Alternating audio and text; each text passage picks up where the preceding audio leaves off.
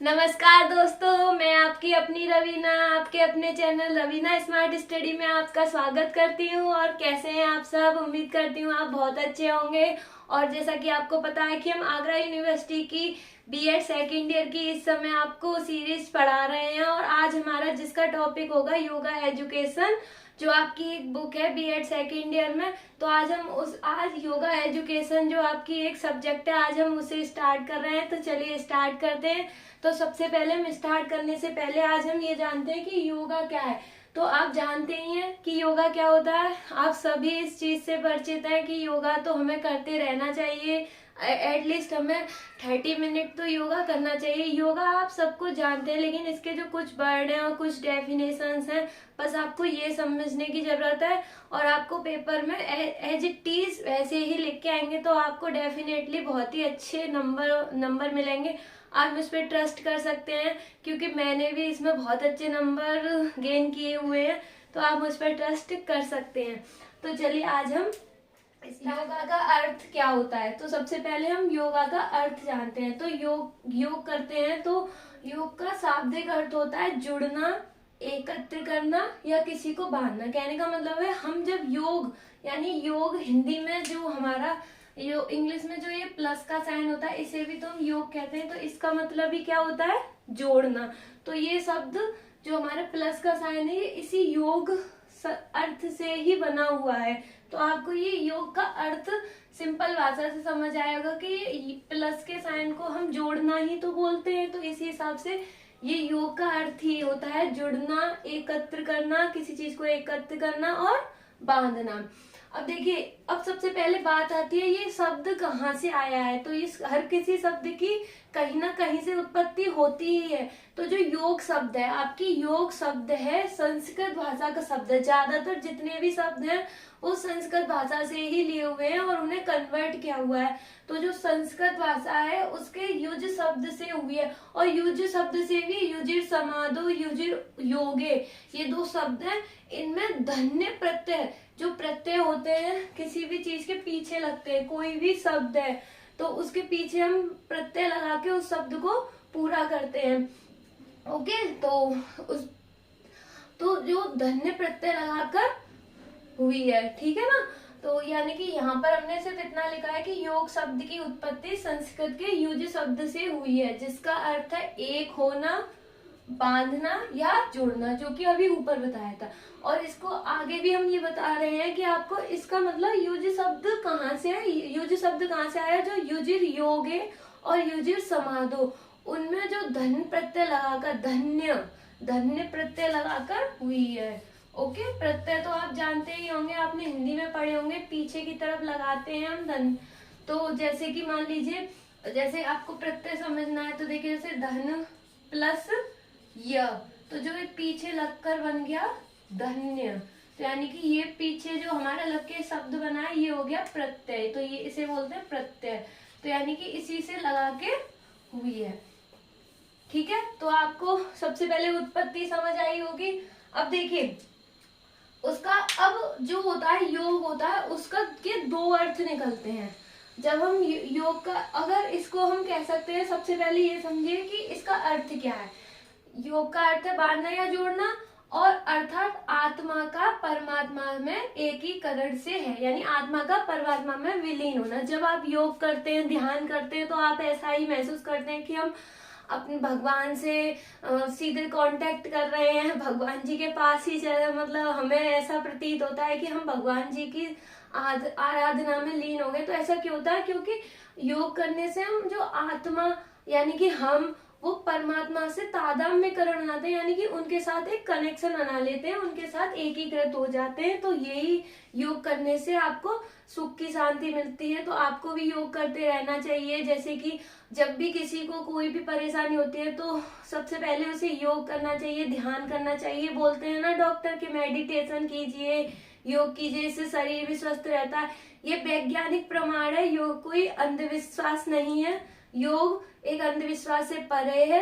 जैसे कि मान लीजिए, आप समझ सकते हैं, जैसे आइंस्टाइन को हम मानते हैं साइंस में, ऐसे ही हम योग को मान सकते हैं अपने धर्म में, क्योंकि योग से आपको सुख शांति स्वस्थ, आप स्वस्थ रह सकते हैं। तो योग के बहुत ही फायदे हैं, वो हम आगे पढ़ेंगे। लेकिन यहाँ समझ में आइए योग क्यों करते हैं, कि योग का मतलब क्या होता है कि आत्मा का परमात्मा से एकीकरण करना। उम्मीद करती हूँ ये बात समझ आई होगी। अब देखिए योग का मतलब क्या है। अब योग की जब हम उत्पत्ति के बारे में और जानना चाहते हैं कि योग की उत्पत्ति और क्यों होगी, तो उसकी जब हम गहनता से बिल्कुल अंदर बारीकी से जाके उसका अध्ययन करते हैं तो उसके दो अर्थ निकलते हैं। सबसे पहले प्रथम जीव और ईश्वर अथवा आत्मा का मिलन। तो यानी कि यहाँ पर आप जीव से समझिए, जीव हम इस संसार में जीव जो भी है हम एक जीव है, यानी कि चींटी बंदर हर चीज जो हर सजीव है चीज है वो सारी चीज वो आती है जीव में। इंसान भी एक जीव के अंदर ही आता है। तो जो योग के अंदर जो जीव है यानी कि हम और ईश्वर, ईश्वर से तात्पर्य आत्मा ओके का मिलन, यानी कि हमारा और भगवान से मिलन। इस प्रकार से हमें अनुभूति होती है। जब हम योग करते हैं तो हमें ऐसा एहसास होता है कि हम भगवान से मिलन कर रहे हैं, ईश्वर से हमारा मिलन हो रहा है। तो इस प्रकार से हमें शांति सुख शांति मिलती है और हमें हमारे दिल की घबराहट जो होती है एंजाइटी होती है वो दूर होती है। तो यही इसका मतलब है कि ईश्वर और आत्मा का मिलन ओके। और द्वितीय होता है अभ्यास व वैराग्य द्वारा चित्तवृत्तियों को एकाग्र करना। जो हमारे अंदर चित्तवृत्ति होती है, अब ये चित्तवृत्तियां क्या होती हैं, जो हमारे अंदर की जो चंचलता होती है। जैसे हमारे अंदर चित्तवृत्तियां हमारी 5 होती हैं, जो हम जैसे प्रमाण आलस्य, ये हमारी चित्तवृत्तियां होती हैं, यानी मन के अंदर की सारी चंचलता होती हैं। इन्हें हम आगे पढ़ेंगे। तो आप चित्तवृत्तियों से समझिए कि हमारे अंदर जो चंचलता होती है, हमें आलस आता है, तो उस सभी चीज को ये एकाग्र करने में योग हमारी मदद करता है। तो इसलिए हम योग करते हैं ओके। तो आपको इस प्रकार से इस प्रकार के ही शब्दों का यूज करना है एग्जाम में। अगर आपके रिटन एग्जाम होते हैं और अगर आपके ऑब्जेक्टिव एग्जाम होते हैं तो आपको फिर भी ये चीजें याद रखनी होती हैं। जैसे आपको ऑब्जेक्टिव में पूछ लेगा कि योग शब्द की उत्पत्ति किस शब्द से हुए, तो वहां पर आपको 4 ऑप्शन दे देगा, युज योग इस टाइप से।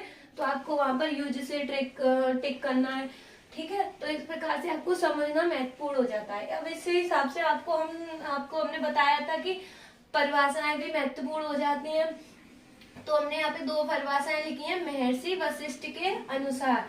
तो जो महर्षि वशिष्ठ है वो योग में बहुत ही श्रेष्ठ कर रहे हैं, इनका बहुत ही योगदान रहा है इसमें, इसलिए इनकी परिभाषा बहुत महत्वपूर्ण है। एक योग के गुरु हैं पतंजलि, बाबा रामदेव नहीं, पतंजलि अलग हैं, वो उनके बारे में भी आपको इस बुक में पढ़ना पड़ेगा। तो जो पतंजलि हैं वो योग के गुरु हैं, योग के जनक बोल सकते हैं हम उन्हें।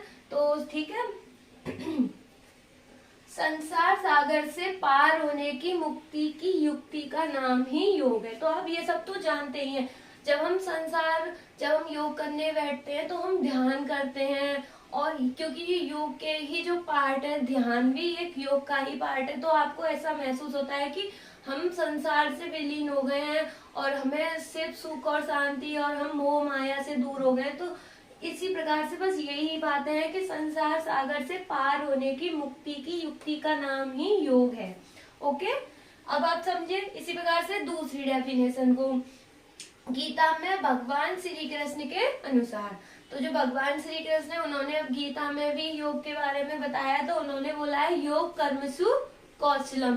तो ये एक संस्कृत का ही मान लीजिए, संस्कृत का एक छोटा, संस्कृत के 2 होते हैं और संस्कृत में कहे गए सूत्र है ये, इसको हम हिंदी भाषा में कन्वर्ट करते हैं तो इतना बड़ा हो जाता है। संस्कृत में इतनी छोटी सी लैंग्वेज में सारी बात बोल दी जाती है, सारे 2 सारी कविताएं संस्कृत में ही होती है। तो उन्होंने लिखी है योग कर्मसु कौशल, अर्थात कर्म करने में जो कुशलता है उसी का नाम योग है।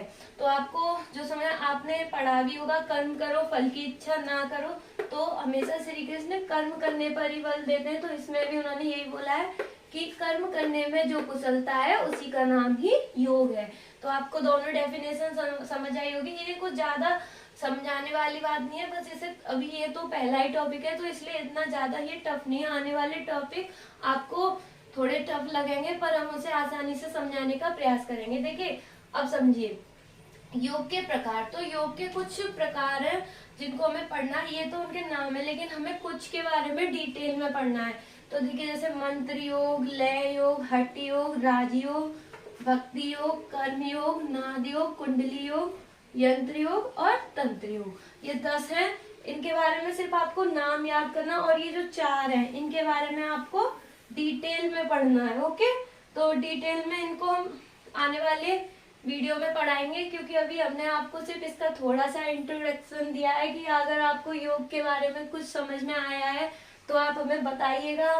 हम आपको आने वाली वीडियो में ये चारों पढ़ाएंगे। मंत्र योग क्या है, लय योग क्या है, हठ योग और राजयोग, और इसकी विशेषताएं, योग के महत्व सॉरी, और योग की हमारे जीवन में क्या आवश्यकता है। तो इसका इस प्रकार से हम आपको आने वाली वीडियो में इसके बारे में और भी चीजें, ये तो हमारी छोटी सी वीडियो थी। अगर आपको हमारी वीडियो अच्छी लगी तो प्लीज लाइक कीजिए, सब्सक्राइब कीजिए, बेल आइकन को प्रेस करना ना भूलिए, और प्लीज शेयर भी करिए। और आप बता सकते हैं कि आपको कौन सा टॉपिक पढ़ना है, जिससे हमें भी समझने में आसानी होगी कि हमें आपको क्या पढ़ाना चाहिए। आप प्लीज कमेंट कीजिएगा, आपको बता सकते हैं, और कोई गलती भी हो तो भी आप कमेंट कीजिए, हम उसे जरूर सुधारेंगे। Thank you.